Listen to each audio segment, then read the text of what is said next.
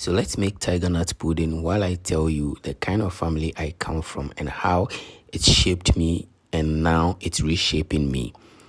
So I grew up with family members who would belittle you, who would mock you instead of teaching you, who would lie on you. My grandmother, my aunties, my uncle, these are people that I grew up with from my mother's side, because when it comes to my father's side, they all, I don't even know any of them now, because when my dad passed at the age of 5, they had to just send me to my mom, and then all I've ever known was my mother's family, right? And then these people would emotionally and physically abuse you to the point that now I don't discuss anything with these family members. I'm always in my mind.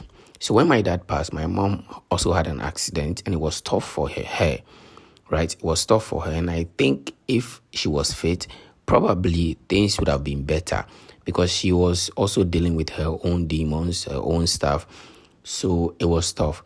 Now, the people that were there that were supposed to help as family members were the ones that were actually treating me bad. So everything now was in my mind.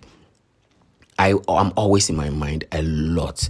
Even sometimes when when someone does something for me that I'm supposed to appreciate the person, I do it in my mind. Instead of talking, instead of saying something physical, I do it in my mind, which is very, very bad. But then I had to really learn everything as I was growing. Thanks to my best friend, Tyler, I had to really learn so many things. And it was tough for me growing up because I didn't have who to confide in. I didn't know who to ask. Okay, so what steps should I take? Where do I go from here? No, because the moment you do that, they're rather going to belittle you, lie on you, abuse you emotionally, and sometimes physically. My grandma would literally lie on me to make me the bad person. My auntie would lie on me to make me the bad person. So I grew up with all these adults, and I ended up thinking maybe, I don't know, maybe I just have to be on my own. Maybe I just have to be in my mind. Maybe I just don't have to say anything at all to anybody.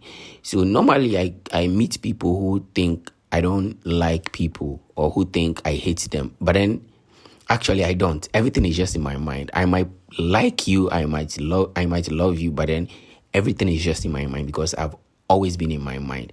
I had low self-esteem. I was having imposter syndrome, but now I'm relearning everything and I'm becoming a better person. So yeah, you people should take it easy on me. I'll be bringing you more stories about me, so don't forget to subscribe and then stay with me. Have a nice day. Bye.